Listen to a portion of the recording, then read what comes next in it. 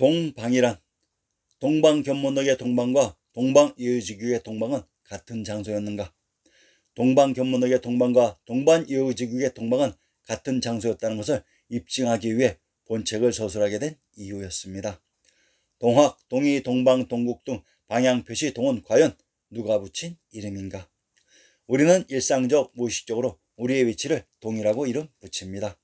극동의 현재 입장에서 보면 일면 타당한 것도 같으나 과연 이 말뜻이 바른 말인가에 대해 고찰해 보기로 합시다. 동학의 동자는 무슨 말인가? 그리고 조선사의 동이, 동국, 그리고 마르코 폴로의 동방은 과연 무슨 말이란 말인가? 동학의 동과 후자의 동은 같은 주체가 같은 대상을 지칭하는 것이 과연 맞는가? 도대체 동이란 누가 누구에게 붙인 말인가? 동이라고 이름 붙이는 주체와 대상이 과연 누구인지를 찾아봅시다. 동학의 경전 동경대전의 포동문과 논학문에서 몇 구절을 인용합니다. 묻기를 도는 천도로서 같다고 말씀하셨는데 그러면 소학이라고 부릅니까? 대답하기를 아니다. 내가 또한 동에서 나서 동에서 도를 받았으니 도는 천도라고 해도 학은 동학이다. 하물며 땅이 동서로 나뉘었으니 서를 어찌 동이라 이르며 동을 어찌 서라고 이르겠는가.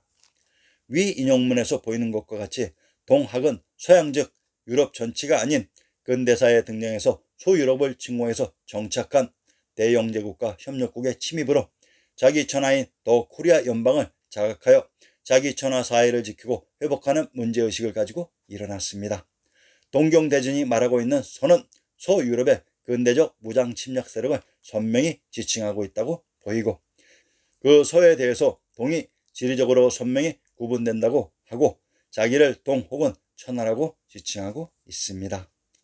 동학의 뿌리는 천주학입니다. 우주와 만물을 묵묵히 변함없이 화상시키는 만물의 근원인 유일신이 천신인 천주로 동학의 핵심 요체는 시천주입니다.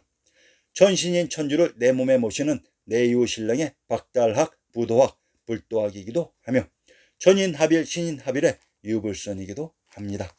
그런데 이러한 천하사의 천주학이 근대사의 동학이라는 이름으로 조작 변주되었고 천하의 천주학의 그 이름을 기독교의 일파인 현재 카톨릭이 사용하고 있습니다. 카톨릭이란 카토는 샤카토입니다. 불교가 현재 서학처럼 기적을 바라고 믿는 종교였나요? 유럽의 원 카톨릭은 불교였던 것입니다. 스페인어로 성당을 카테드랄이라고 합니다. 카테드랄이란 카테는 카토인 샤카토이고 드는 우리말 고어인 땅이며 랄은 알랄의 요양인 우리의 지명이었습니다. 위키백과의 미륵보살조에서 미륵보살을 부처님이 구제하지 못한 중생들을 모두 구제할 메시아라고 했습니다. 기적을 바라고 비는 현 기독교의 구세주 메시아가 미륵보살이라고 합니다. 무엇이 진실이라는 말입니까? 세상에 과연 진실은 있는 것일까요? 그러면 13세기 마르코 폴로가 볼 때는 어떠했을까요? 자기가 여행하고 머물렀던 카타이인 스키타이 고려를 동방이라고 보았을까요? 천만의 말씀입니다. 심지어 1938년에 펠리오판의 동방견문록의 제목이 세계의 묘사 The Description of the World였습니다. 고려 자체가 세계라는 의미였습니다. 그러면 동학혁명의 동학과 동방이란 이름도 20세기에 역사를 조작한 그 어떤 세력의 타자기가 붙여준 의도적인 이름이었던 것입니다. 동이 무엇일까요? 누가 볼 때 동이란 말인가요? 천하의 중앙인 중앙아시아 중원에 있었던 사람들이 자기 자신을 동에 있다고 생각했을까요? 천만의 말씀입니다. 자신은 중앙에 있다고 생각하였지 동에 있다고 생각할 리가 없기 때문입니다. 그러면 그것은 역사를 조작한 그 어떤 역사 조작 세력의 타자기가 20세기에 붙여준 의도적인 이름이었던 것입니다. 그 이후에 도대체 무슨 요술 마술이 벌어져서 이 중앙아시아 중원의 중국이 동방예의지국 동국 동유로 변주되어서 그 뒤에 이제는 아예 동쪽으로 이동하여 자리 잡았다는 말일까요? 그래서 그 중앙아시아 중원의 땅을 서역이라 하고 그 서역을 통과하는 길을 실크로드라고 이름 붙이고 그 지역에 말갈, 돌골, 여진고랑 위구르, 오손, 몽골, 월지, 대월지, 소월지, 강족, 조강족, 소아, 동아, 대하 등등의 온갖 잡민족의 그 중원을 그리도 시끌벅적하게 헤집고 다닌다는 말인가요?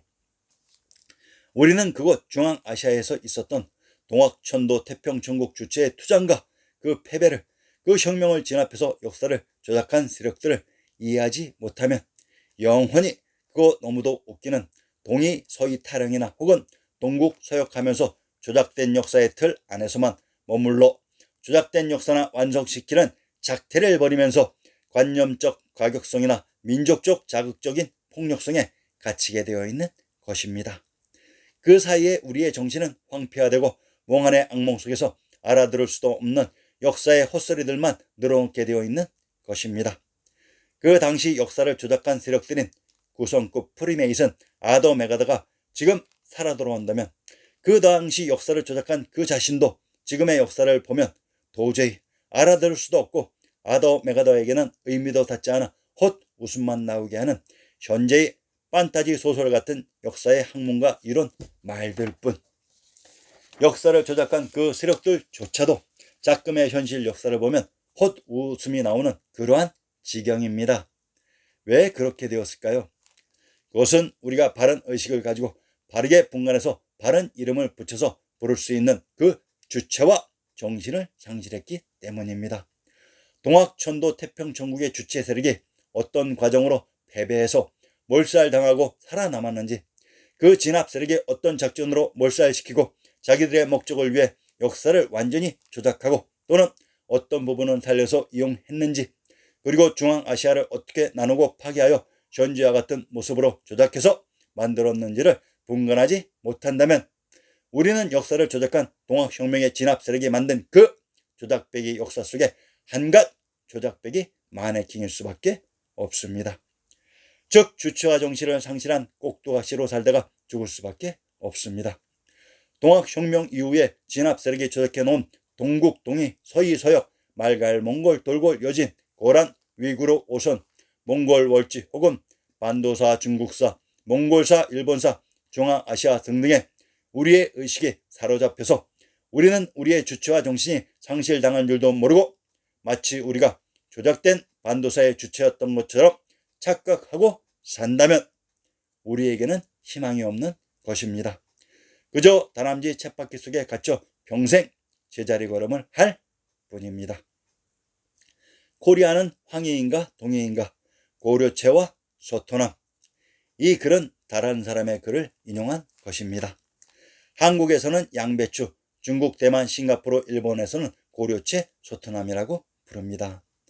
동남아에서 고려체가 있다면 고려의 유민이 해당 지역으로 흘러들어갔다는 것을 반증하는 내용입니다. 사람의 이동이 있기에 역사와 문화가 이동하는 것이라고 생각합니다.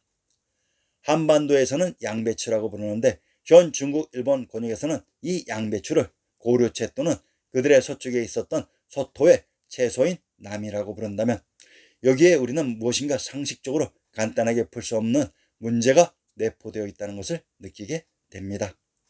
고려체와 소토남은 분명히 한 가지 양배추를 부르던 이름이라면 채와 남은 같은 채소라는 말이고 고려와 소토는 같은 말이 됩니다. 소토의 고려 유민들이 동남아로 흘러들어갔다는 것을 증명해주는 언어 고고학적 유물로 남아있는 것을 잘 발굴해 주신 것입니다. 차이나, 대만, 싱가포르, 일본 사람들은 차이나어와 일본어를 사용하는 사람들입니다. 우리는 차이나어가 100년 전에도 현 대륙을 포함한 현재의 차이나 전역에서 사용되었다고 생각하고 있는데 이는 잘못 알고 있는 것입니다.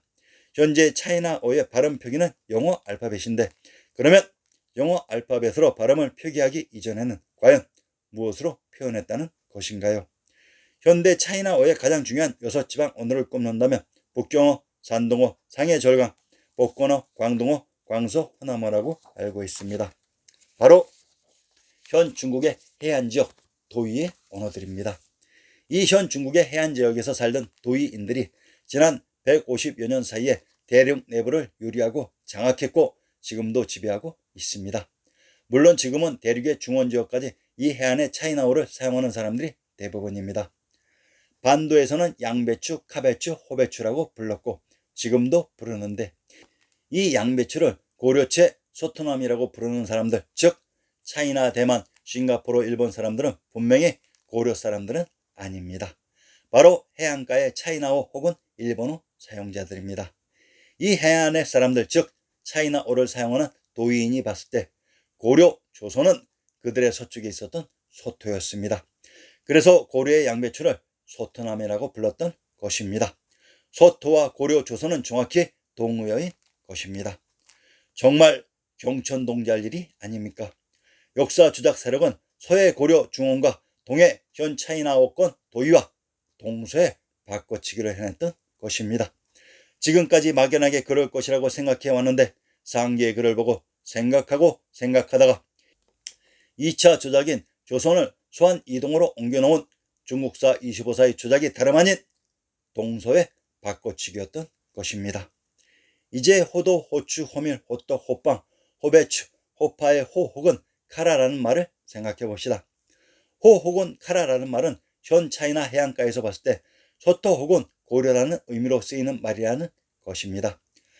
바로 하나라부터 상주, 진안수당, 명청까지 조선, 고려의 사람들을 부를 때 당연히 하 혹은 호라고 부르는 것입니다. 이 하 혹은 호가 조선이고 고려이고 소토입니다. 누가 누구를 부를 때 부르는 이름일까요? 바로 동쪽 외인 혹은 차이나어를 사용하는 도이 사람이 서쪽 고려인을 부르는 말인 것입니다. 고려는 현 도의의 서쪽에 있었습니다.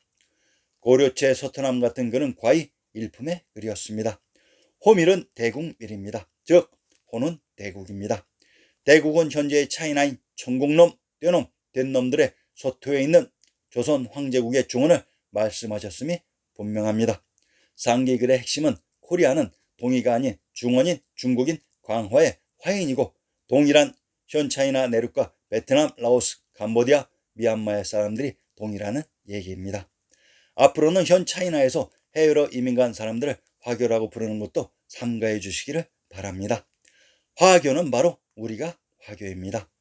또한 청나라는 인조반정의 주인공 인조가 역사 속 청구의 청지역인 청주를 기반으로 반정에 성공해서 청이라는 조대명을 사용했는 바 조작된 역사 속에 등장하는 변발한 청국인은 대국 호밀의 청나라가 사람이 아닌 현 차이나 해안가 지역의 도이 도놈이라는 사실 명심 바랍니다.